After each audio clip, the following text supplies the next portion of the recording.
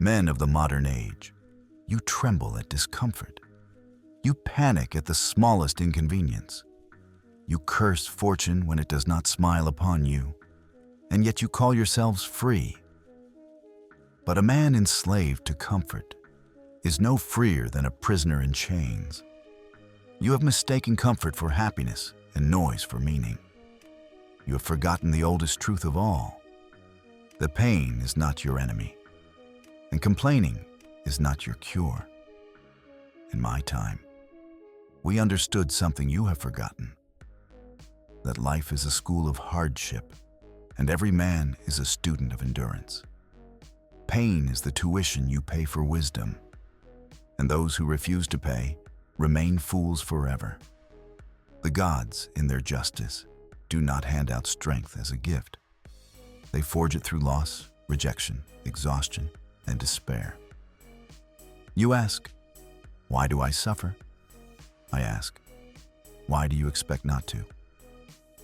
When did endurance become a curse? When did hardship become something to flee? You are surrounded by comfort and wonder why your soul is weak. You have shelter from every storm, yet collapse in the rain. You have food in abundance, yet starve for purpose. You were not born to be cushioned.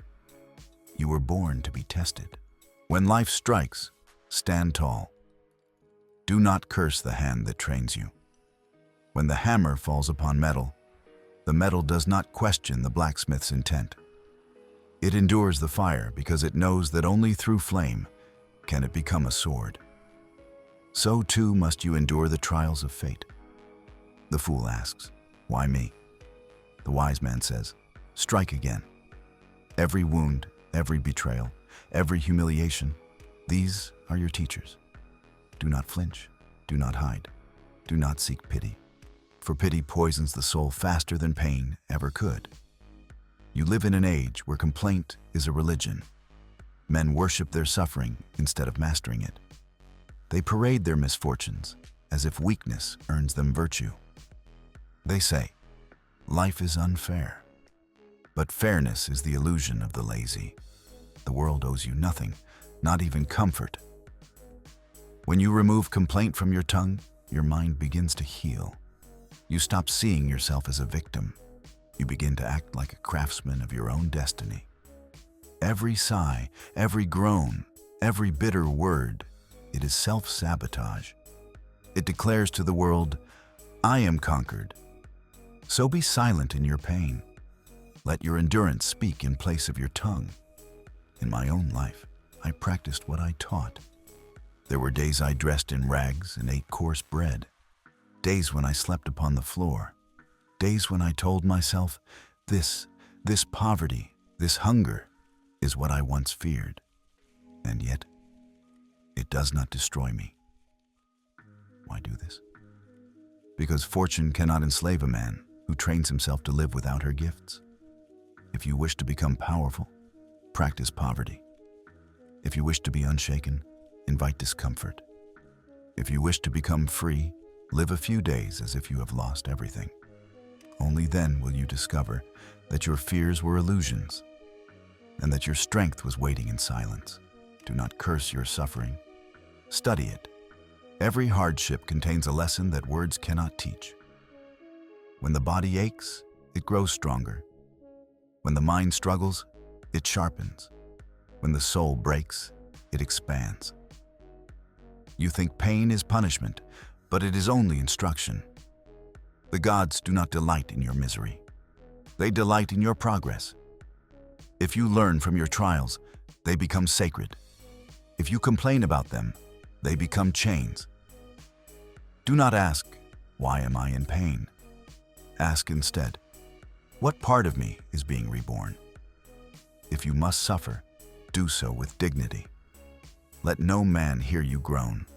Let no woman see you beg. Let no friend witness your surrender. Keep your sorrow private, your endurance public. The man who parades his pain seeks applause, not healing. But the man who bears it in silence becomes formidable. I have known emperors who could command armies, yet could not command their own complaints. and I have known slaves whose silence made tyrants tremble. Power is not in wealth, nor status, nor fame. Power is the calm endurance of pain without surrendering your soul to bitterness. That is mastery. That is freedom. I look upon your world and see men drowning in comfort and calling it progress. Your houses are warm, yet your spirits are cold. Your bellies are full, yet your hearts are empty. You have all you need to live, and yet you have forgotten how to endure. You speak of anxiety. But what is anxiety if not the fear of discomfort? You fear loneliness. But what is loneliness if not the inability to stand with oneself? You call your struggles oppression, but often they are merely the weight of untrained hearts. Do not run from pain. Walk toward it with open eyes.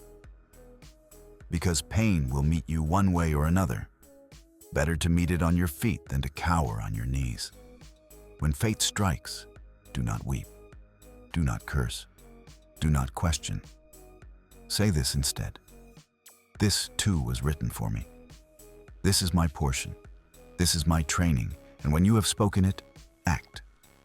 If your heart is broken, strengthen your discipline. If you are betrayed, purify your intentions.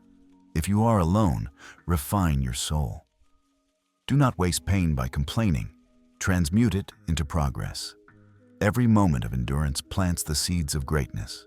So I ask you, can you suffer without complaining? Can you stand when the storm rages and the crowd runs?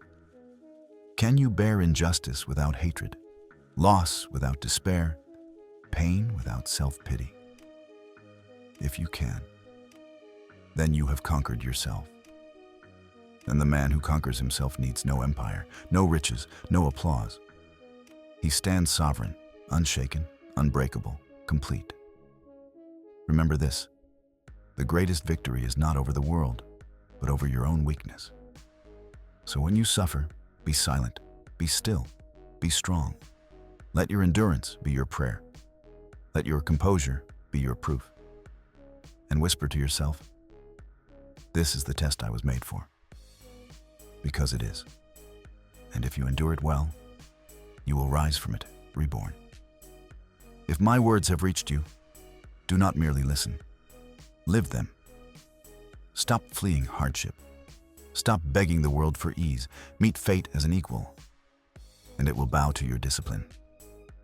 You were not meant for luxury. You were meant for greatness. So suffer well, my friend. Silently, nobly, with purpose. And remember, the one who suffers without complaint is already halfway to wisdom.